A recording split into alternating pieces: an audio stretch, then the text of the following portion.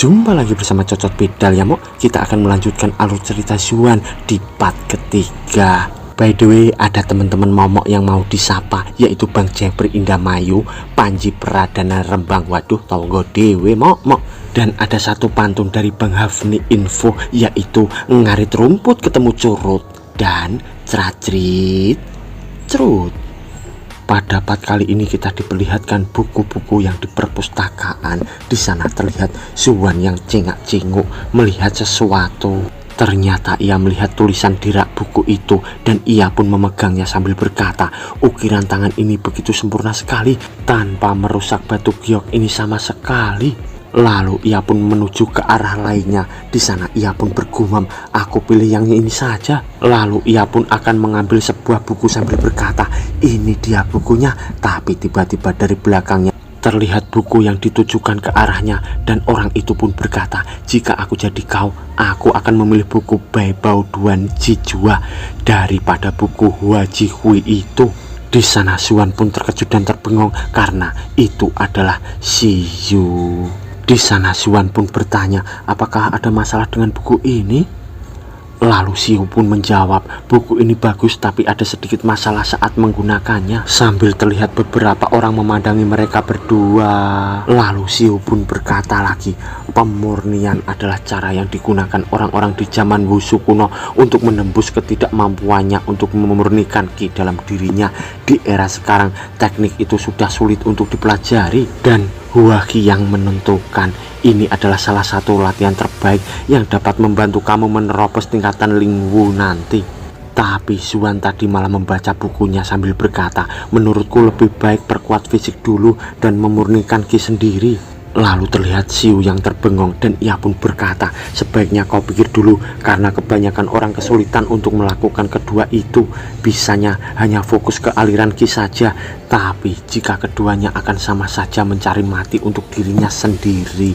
Terlebih lagi, buku latihan ini yang di tangan kamu hanya akan membantu kamu memasuki tingkat Huang Jin kasih saja. Sambil ia menunjuk ke arah buku itu. Lalu Siyu pun berkata lagi, jika kamu ingin memperkuat fisik tubuhmu, kamu bisa mengambil beberapa kuan dan setiap harinya. Dengan bakat yang kau miliki, kamu seharusnya mengumpulkan wuhun sesegera mungkin dan melangkah ke alam minggu. Tapi di sana Kiwu pun membaca bukunya lagi sambil berkata, kenapa kamu sangat peduli sekali terhadap diriku ini? Dan lagi, aku bukan siapa-siapa kamu kan? Lalu kenapa kau peduli padaku? Lalu di sana Siyu pun berkata, kenapa aku peduli padamu? Itu bukan urusanmu. Sambil terlihat ia emosi di sana. Lalu ia pun berbalik dan meninggalkan Zuan di sana sambil berkata, dasar bodoh, jika kamu benar-benar ingin perkuat fisik tubuh kamu, coba buku Hin Yang Mujing ini. Sambil ia pun langsung menghilang di sana. Lalu terdengar suaranya lagi yang berkata, ini adalah salah satu buku koleksiku dan kamu bisa mengambilnya untuk dirimu. Sambil terlihat ia melemparkan sesuatu dan di sana Zuan pun menangkapnya dan ternyata itu adalah kertas yang bertuliskan tulisan Cina. Dan di sana Zuan pun berkata, sepertinya dia marah besar tapi dia malu untuk memperlihatkan wajahnya padaku. Sambil ia memandangi kertas itu yang bertuliskan, wah coret-coretan, momok gak tahu itu tulisan apa. Lalu Zuan pun membaca kertas itu sambil berkata, langit cerah, bumi damai, dan dewa menguntungkan dengan lembah para roh. Lalu di sana Zuan pun bergumam, aku bahkan tidak bisa melihat apa maksud dari buku ini dengan mataku. Sepertinya Hin Yang Mujing ini tidak sederhana yang aku kira. Kenapa Siyu? Dia mau membantu diriku ini. Apakah dia mau aku melakukan sesuatu untuknya nanti? Yang penting dia bukanlah musuhku. Sambil ia memasukkannya ke kantong dan pergi dari sana. Ia pun bergumam lagi, terlebih lagi dengan pemahaman aku tentang seni bela diri, aku juga bisa melihat apakah ada masalah dengan latihan yang aku pilih nanti. Sambil terlihat beberapa orang memandanginya dari sana. Sambil terlihat Zuan pergi meninggalkan perpustakaan itu dan ia memasuki hutan di sana. Tapi tiba-tiba dari depannya beberapa orang pun turun dan menghadangnya. Dan salah satu orang pun berkata, bocah sialan, berhenti kau. Mereka pun menyegat Zuan. Lalu Zuan pun berkata, apa kau bilang? Lalu seseorang di sana pun berkata, aku tidak akan basa-basi lagi, cepat serahkan barang yang diberikan padamu tadi. Lalu di sisi Zuan, ia pun berkata, "Hah? Kau bicara apa?" Di sana orang itu pun berkata, "Cepat serahkan buku kertas yang diberikan oleh Nona Siyu padamu, atau kau mati di sini." Lalu salah satu temannya pun berkata, "Dan kau sadar dirilah di mana posisimu saat ini, karena kau tidaklah pantas untuk bersama wanita secantik Nona Siyu. Kau itu seorang rendahan, dan pantasnya kau itu bersama sesama orang rendahan." Lalu di sana Siyu pun tersenyum dan berkata, "Sepertinya terjadi kesalahpahaman di sini, teman-teman."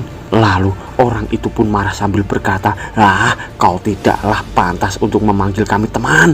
Kalau bukan karena adanya kepala perpustakaan di sana, kau sudah dari tadi kami habisi di dalam sana." Sambil ia pun marah di sana. Lalu temannya lagi pun berkata, "Aku akan menghajarmu sampai babak belur. Selama aku tidak membunuhmu, maka akademi tidak akan peduli dengan perbuatan aku ini." Dan temannya yang besar pun berkata, "Cepat serahkan buku kertas yang diberikan oleh Nona Siyu padamu sekarang juga jika kau sayang nyamamu. Dan kau juga harus berlutut pada kami dan pergi dengan merangkak dari sini." Sambil ia menantang Zuan di sana. Sedangkan di sisi Zuan, ia pun berkata, "Seperti yang kau katakan tadi, selama kau tidak membunuh seseorang di akademi, maka tidak akan ada terjadi apa-apa, kan?" Lalu seseorang di sana pun marah berkata, "Kau bicara apa tadi? Apa kau mencari mati? Hah?" Lalu terlihat Zuan yang peregangan sambil berkata, "Berurusan dengan orang-orang yang tidak berguna seperti kalian, aku cukup pengalaman untuk membersihkannya dan dibuang ke tong sampah." Sambil ia melesat cepat ke arah ketuanya itu. Lalu ketuanya pun berkata, "Dia sangat cepat sekali. Cepat, bereskan dia secara bersama-sama." Sambil ia menuding ke arah sana. Tapi tiba-tiba ia pun terkejut dan berkata, "Apa-apaan ini?" Ternyata Zuan pun menebas mereka semua menggunakan skill Dragon Yin Yang. Lalu di sana seseorang pun menyerang ke arah Zuan sambil berkata, "Lihatlah kekuatanku ini, Bai Hong Guan Ri. Dasar sampah, aku akan memukulmu." Sambil ia melesat ke arah Zuan. Di sana Zuan pun bergumam, kiri dan kanan. Mereka menyerang dari arah kiri dan kanan. Lalu Zuan pun mengeluarkan skillnya Water Ball. Dan di sana seseorang itu pun terkaget karena di tangannya terdapat aura kebiruan. Lalu Zuan pun menjentikan jarinya dan orang itu pun melesat terpental jauh. Lalu tangan Zuan akan memegang seseorang di sana. Seseorang itu pun berkata, "Aku menyerah, aku mohon maafkan aku." Sambil ia pun ketakutan di sana. Tapi tiba-tiba arah tangannya pun menghantam ke muka orang itu hingga orang itu pun terpental juga. Lalu Zuan pun berkata, "Maaf, aku tidak perlu kata maafmu." Sambil terlihat ia melirik ke arah sesuatu. Ternyata ia melirik ke arah ketua mereka dan di belakangnya terlihat sesosok serigala besar dan ia pun berkata, "Berani sekali kau melawanku." Lalu di sana Zuan pun terkaget dan bergumam, "Ini adalah roh bela diri." Lalu orang itu pun akan menyerang dan berkata, "Aku akan membunuhmu. Aku akan membuatmu menyesal karena berani menentangku." Sambil ia menginjak temannya di sana. Dan di sana temannya pun berkata, "Hei, kau menginjak tubuhku." Sambil terlihat temannya yang diinjak itu pun terpental ke tanah dan ia pun berkata lagi, "Ravening Wolf Fighter." Sambil ia menuju ke arah Zuan. Tapi Zuan di sana pun bergumam, "Aku tidak menyangka dia bisa melakukan itu dengan roh jiwa bela dirinya sampai seperti itu." Dia menyatu dengan roh jiwa bela dirinya dengan sempurna dan kekuatannya pun meningkat besar. Sambil ia memandanginya di sana. Lalu di sana pundak Zuan pun bergetar dan ia pun bergumam, "Apa yang terjadi? Kenapa tanda Wu Hinjin bergejolak kuat sekali?" Sepertinya dia ingin melepaskan dirinya dari segel itu dan mau membentuk roh bela diri. Sambil terlihat Zuan yang menangkis pukulan orang itu dan orang itu pun berkata, "Terima pukulan ini dan matilah di sana kau." Terlihat di sana tangan Zuan memegang kepalan tangan orang itu dan lalu terlihat tangan kanan Zuan mengeluarkan aura bola dan ia pun melepaskannya sambil berkata, "Apakah kemampuanmu hanya ini saja? Ini tidak akan ada apa-apanya sama sekali." Sambil ia menempelkan tangan kanannya ke arah tangan kirinya, di sana terjadi benturan aura yang membara hingga di sana terlihat silau. Lalu orang itu pun terpental hingga bajunya pun robek. Lalu terlihat tangan orang itu yang seakan-akan tulangnya pun retak semua, hingga ia pun terpental ke belakang dan ia pun bergumam, "Aku tidak tahu bahwa orang ini mempunyai kekuatan yang hebat. Sangatlah kuat sekali." Sambil terlihat di sana Xuan melakukan kuda-kudanya dan orang itu pun marah sambil berkata, "Kau hanya beruntung saja bisa mengalahkan aku hari ini. Lihat saja, aku akan kembali dan membalasmu berkali lipat." Lalu ia pun pergi meninggalkan Xuan di sana bersama antek-anteknya. Dan Xuan di sana pun berkata, "Siapa lagi yang ingin melawanku?" Lalu mereka semua pun ketakutan dan berkata, aku tidak, dan aku tidak juga." Lalu mereka pun lari terbirit-birit sambil berkata, "Ayo kita lari, ayo lari cepat." Sambil terlihat satu orang tertinggal karena diinjak temannya tadi. Di sana Xuan pun berkata, mereka sampai lupa kalau temannya ketinggalan. Lalu terlihat di sana Xuan mengambil sebuah potongan kayu dan ia pun menusuk-nusukkannya di pipi orang tadi yang pingsan. Dan Xuan pun berkata, "Hehe, ayo cepat bangun gemuk. Aduh, sepertinya dia pingsan. Sepertinya aku harus bergegas pergi untuk berkultivasi dan meningkatkan kekuatan aku saat ini." Lalu ia pun pergi meninggalkan orang yang pingsan tadi. Lalu di sana terlihat angin berhembus dan orang yang tadi pingsan pun didatangi oleh seseorang. Dan di sana terlihat pria berjenggot putih panjang pun berkata, "Bocah itu hanya sendirian dan dia bisa menang. Ditambah lagi bahwa dia akan naik tingkat dan menerobos ke alam selanjutnya. Menarik sekali." Lalu orang tua itu berteriak sambil berkata, "Si Feiyu atau siapapun, anak ini yang berbaring di tanah, aku akan menyerahkannya padamu." Lalu ia pun memandangi ke arah Xuan sambil berkata, "Sepertinya aku menemukan benih yang sangat bagus." Sambil ia pergi melompat ke arah Xuan. Lalu beberapa waktu kemudian terlihat bebatuan besar yang menjulang tinggi di sana. Terlihat seseorang yang duduk di atas batu itu. Ternyata itu adalah Xuan dan ia pun berkata, "Buku catatan latihan Hin Yung Wujing ini cukup menarik dan lagi untuk latihan ini aja cukup sulit, perlunakan tulang roh dan lagi latihannya juga mengharuskan untuk menggunakan energi surga dan bumi sebagai dasarnya." Sambil ia membaca di sana. Lalu ia pun membaca lagi sambil berkata, "Energi inti matahari dan bulan dan tadinya di luar akan memasukkan ke tubuh dan diperkuatnya." Lalu di sana ia terlihat memikirkan Xiu sambil pusing dan berkata, "Meskipun buku catatan Hin Yang Wujing ini sangat bagus, akan tetapi ini tidak lengkap sama sekali. Apa Wishui sengaja melakukan ini padaku? Lebih baik aku latihan saja daripada diam terus, dan aku akan bertanya padanya lagi soal sisa buku catatan ini nanti." Sambil terlihat ia mengepal kertas itu di tangannya. Lalu ia pun berkultivasi di sana. Sambil terlihat ia memejamkan matanya dan di sana terlihat aura-aura berterbangan hingga membentuk partikel-partikel cahaya yang mengelilingi tubuhnya. Lalu 3 hari kemudian terlihat di sana bulan yang sangat bundar dan di bawahnya terdapat Xuan yang sedang berkultivasi. Di sana Xuan terdiam, lalu ia pun terkejut dan berkata, "Biasanya aku bertahan tanpa makan dan minum selama 3 bulan, akan tetapi sekarang aku merasa lapar sekali hanya dalam selama 3 hari. Tampaknya untuk latihan fisik pemurnian sangatlah sulit sekali. Butuh waktu 3 hari untuk memasuki lapisan ketiga dari quenching body. Ditambah lagi jika aku ingin menyempurnakannya perlu waktu 1 bulan atau 3 bulan.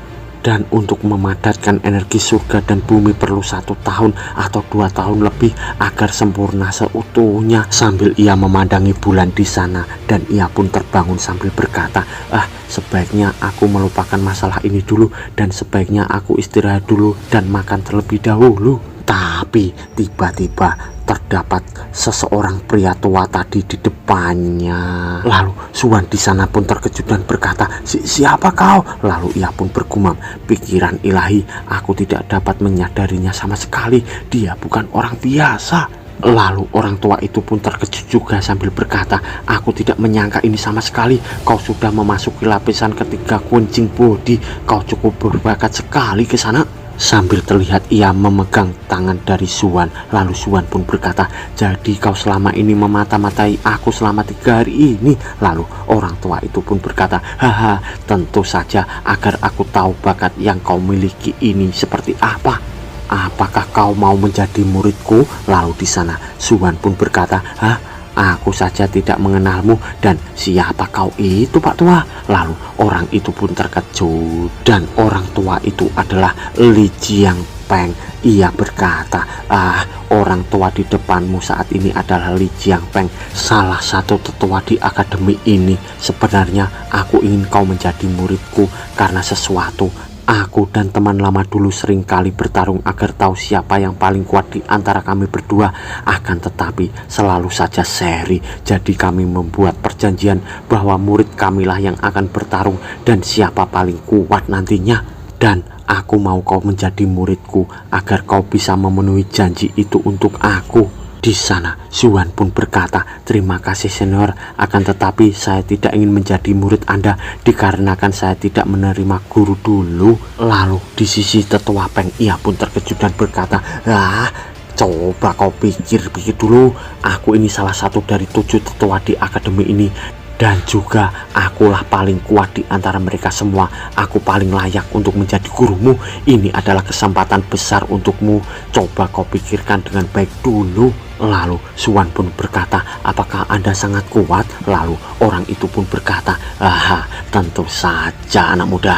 Jika kau mau menjadi muridku, aku akan mewariskan beberapa teknik padamu seperti Jumangji dan tingkat latihan Xuan Shi Gong Fa padamu. Lalu Suan pun bertanya, apa itu Xuan Shi Gong Fa? Lalu orang tua itu pun terbengong dan berkata, kau dari kelas mana sampai-sampai tidak tahu tingkatan latihan? Kemarilah, aku akan mengajarimu sedikit pelajaran soal ini. Meskipun ada ribuan latihan untuk dipelajari, akan tetapi kami bagi sesuai dengan kekuatan mereka masing-masing. Sambil ia menunjuk ke arah lantai sana. Lalu ia pun menuliskan sebuah segitiga. Di sana ia pun berkata, Tian De Xuan Huang Si Ji. By the way, Tian surga, De bumi, Xuan misteri, Xuan Ji kuning ya mo. Lalu orang tua itu pun menunjuk ke arah sebuah tulisan dan ia pun berkata, setiap latihan dibagi menjadi 3 tahap, kelas atas, kelas menengah, dan kelas bawah. Ini adalah metode latihan Xuan, dan lagi metodenya ini hanya ada 10 buku saja di kota Changnan. Kenapa kau tidak pikir-pikir dulu soal ini? Sambil ia melirik ke arah Suan. Lalu terlihat di sana Suan yang terbengong dan bergumam. Tidak heran 7 tetua begitu sangat kuat, dan ditambah lagi si Lian Jingpeng ini pastinya sangatlah kuat sekali. Lalu tetua Peng pun mendekat sambil berkata, bagaimana anak muda, selama kau menjadi muridku untuk memenuhi janji itu untukku, maka teknik ini akan menjadi milikmu selamanya. Sambil ia merayu Suan di sana. Lalu di sana Suan pun malah berkata, jika hanya 1 teknik saja, kau jangan sombong dulu. Bahkan anak 7 tahun pun tidak mudah dibodohi soal itu. Sambil terlihat orang tua itu yang terbengong. Lalu ia pun tertawa dan berkata, kau anak muda yang tidak punya pengalaman sama sekali, akan tetapi aku sangat menyukainya. Lalu ia pun merangkul Suan sambil merayu dan berkata, kau hanya perlu menang duel itu saja dan semua itu akan beres. Hanya 5 tahun saja, tidak lebih. Bagaimana? Lalu di sana Suan pun berkata, tunggu dulu, perjanjian 5 tahun yang akan datang nanti, bukankah Anda punya murid lain? Apakah kurang dia? Lalu orang tua itu pun berkata, dia baik-baik saja. 5 tahun yang lalu kualifikasinya tidak ada masalah sama sekali, tapi sekarang aku tidak tahu sama sekali. Kau harus memenangkan pertandingan duel itu apapun caranya. Lalu Suan pun berkata, bagaimana jika saya kalah dalam duel itu nanti Pak Tua? Lalu Pak Tua pun menjawab, itu tidak mungkin, kau pasti bisa menang saat duel itu nanti. Untuk menembus lapisan ketiga quenching body butuh waktu 2 tahun untuk mencapainya, sedangkan muridku saja perlu 7 bulan. Akan tetapi kau hanya perlu 3 hari saja. Sambil terlihat Zuan yang terbengong dan terkejut di sana, lalu ia pun bergumam, aku tidak menyangka bahwa aku bisa secepat itu. Lalu Tetua Peng pun berkata, sebenarnya aku tidak percaya sama sekali. Sebelum aku melihat dengan mata kepalaku sendiri, kau harus pergi untuk memenuhi janji duel itu untukku. Lalu Zuan pun berkata, berapa lama lagi waktu untuk duel itu Pak Tua? Tetua Peng pun berkata, masih ada setengah tahun, kau pasti bisa melampaui muridku Fang Chen dalam waktu 6 bulan dari sekarang. Lalu Zuan pun berkata, aku sekarang berada di tahap lapisan ketiga quenching, waktu 6 bulan tidaklah cukup Pak Tua. Lalu Tetua Peng pun menjawab, tentu saja itu tidak akan cukup jika kau berlatih sendirian, akan tetapi aku akan membantumu juga untuk berlatih agar semakin cepat, ditambah latihan aneh itu juga pastinya cukup 6 bulan. Tidak, kau pasti bisa mencapainya dalam 3 bulan di tingkat Huang Jin Kasi. Aku bahkan tidak tahu soal latihan itu. Latihan ini sangat unik. Lalu di sana Zuan pun bergumam, Siyu, dia memiliki latihan yang bahkan salah satu dari 7 tetua akademi tidak tahu siapa dia sebenarnya. Sambil ia membayangkan Siyu di sana. Lalu Zuan pun bergumam, setengah tahun, baiklah. Dan ia pun berkata, dalam waktu setengah tahun, jika Anda bisa membantu saya untuk memasuki alam Huang Jin Kasi, maka saya akan ikut dalam duel itu dan mewakili Anda sebagai murid Anda Pak Tua. Lalu terlihat Pak Tua yang senang dan berkata, baiklah, katakan saja apa yang perlu aku bantu. Sambil terlihat di sana mereka yang bertos dan terlihat akrab. Lalu di sana Zuan pun bergumam, kakek, tunggulah aku akan segera menemuimu dan kita bisa bersama lagi. Lalu di sisi Tetua Peng ia pun berkata, baiklah, aku akan memberikan 3 hadiah padamu, ayo ikut aku. Lalu beberapa saat kemudian terlihat air terjun yang didatangi mereka berdua. Tetua Peng pun berkata, ini disebut kolam Ying Dragon dan keluar di seluruh gunung Senjin. Kolam ini punya aura spiritual yang terkuat. Berdasarkan legenda, dragon yang sesungguhnya menggunakan kolam Ying Dragon ini untuk berkultivasi anak muda. Lalu Zuan pun berkata, lalu kenapa aku tidak melihat siapapun berkultivasi di sini Pak Tua? Lalu Tetua Peng di sana pun berkata, kolam renang serta segala sesuatu yang berada dalam jarak 10 mil dari kolam ini properti dari master lamamu, dan siapapun yang berani masuk tanpa izin ke sini, dia akan mati atau setidaknya terluka parah. Kolam Ying Dragon ini adalah hadiah pertamaku untukmu. Gunakan untuk mendinginkan tubuhmu. Di sana Zuan pun terdiam. Lalu Pak Tua Peng pun berkata lagi, air kolam ini bisa menguatkan otot, merendam tulang, dan juga mengeluarkan segala kotoran dalam tubuh.